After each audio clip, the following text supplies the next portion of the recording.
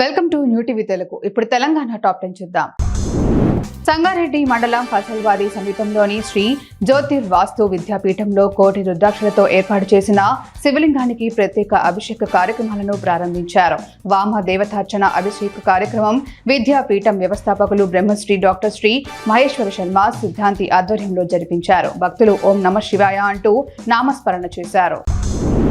బోయిన్పల్లి మండలం జగ్గారావుపల్లిలో కాంగ్రెస్ నాయకులు విస్తృతంగా ప్రచారం నిర్వహించారు. ఈ సందర్భంగా కాంగ్రెస్ సీనియర్ నాయకుడు వెన్నెల రమణారెడ్డి మాట్లాడుతూ కాంగ్రెస్ ఎమ్మెల్సీ అభ్యర్థి నరేందర్ రెడ్డికి మొదటి ప్రాధాన్యత ఓటు వేసి భారీ మెజార్టీతో గెలిపించాలని పేర్కొన్నారు. ఈ కార్యక్రమంలో కాంగ్రెస్ నాయకులు సుధాకర్, వినోద్, మహేష్, భీమయ్య, వెంకటేష్ తదితరులు పాల్గొన్నారు.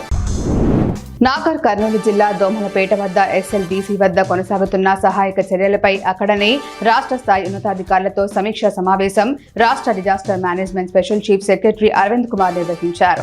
మంత్రి జూపల్లి కృష్ణారావు సొరంగంలో ప్రయాణించారు. రెస్క్యూ టీంకు అండగా నిలబడి వారికి భరోసా కల్పించారు. 2 రోజులు క్షేత్రస్థాయిలో సహాయక చర్యలను మంత్రి జూపల్లి పర్యవేక్షిస్తున్నారు.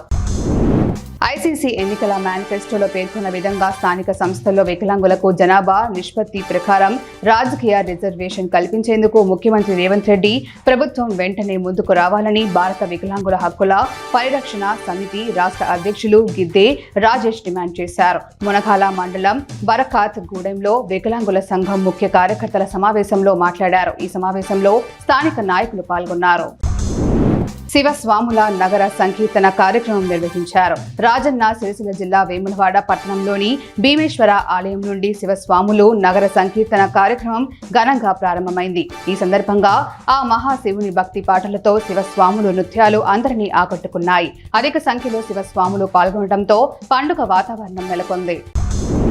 ఖమ్మం వ్యవసాయ మార్కెట్లో పత్తి, మిర్చి ధరలు ఈ క్రింది విధంగా ఉన్నాయి. క్వింటా కొత్త మిర్చి ధర 14,125 రూపాయలు జెండా పాట పలకగా, క్వింటా పత్తి ధర 6,900 రూపాయలు జెండా పాట పలికినట్లు మార్కెట్ కమిటీ సభ్యులు తెలిపారు. గత శుక్రవారంతో పోలిస్తే కొత్త మిర్చి ధర 125 రూపాయలు పెరగగా, పత్తి మాత్రం స్థిరంగా కొనసాగుతుందని వ్యాపారస్తులు తెలిపారు. మార్కెట్కు వచ్చే రైతులు నిబంధనలు పాటిస్తూ క్రయ విక్రయాలు జరుపుకోవాలన్నారు.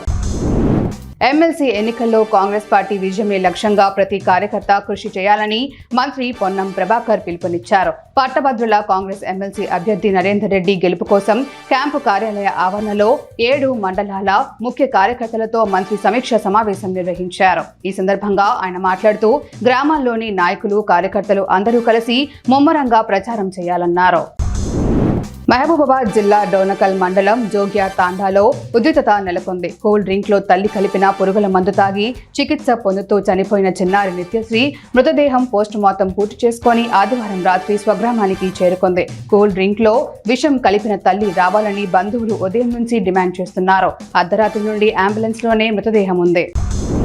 తన భర్త నాగవల్లి రాజలింగమూర్తి హత్యను ప్రోత్సహించింది మాజీ సీఎం కేసీఆర్, మాజీ మంత్రి కేటీఆర్. రాజలింగమూర్తి భార్య సరళ ఆరోపించారు. హంతకుడు హరిబాబు వెనుక గండ్ర వెంకటరమణారెడ్డి ఉన్నారని అన్నారు. గండ్ర వెంకటరమణారెడ్డిని కేసీఆర్, కేటీఆర్, హరీష్ రావు ప్రోత్సహించారని తెలిపారు. కాళేశ్వరం ప్రాజెక్టులో కేసీఆర్, కేటీఆర్, హరీష్ రావుల అవినీతి మీద తన భర్త పోరాడుతున్నారని ఈ హత్య చేసినట్లు సరళి పేర్కొన్నారు. నదీ జలాల వాటా విషయంలో కాంగ్రెస్ ప్రభుత్వంపై బీఆర్ఎస్ నిరాధార ఆరోపణలు చేస్తుందని మంత్రి శ్రీధర్ బాబు మండిపడ్డారు. కరీంనగర్లో విలేకరులతో ఆయన మాట్లాడారు. నదీ జలాల వినియోగంపై ఎటువంటి రాజీ పడే ప్రసక్తే లేదని వివరించారు. కృష్ణానదీ జలాల వాటాలో సుప్రీంకోర్టులో వాదనలు జరుగుతున్న సమయంలో రాష్ట్ర నీటిపారుదల శాఖ మంత్రి ఉత్తమ్ కుమార్ రెడ్డి స్వయంగా అక్కడే ఉన్నారని వివరించారు.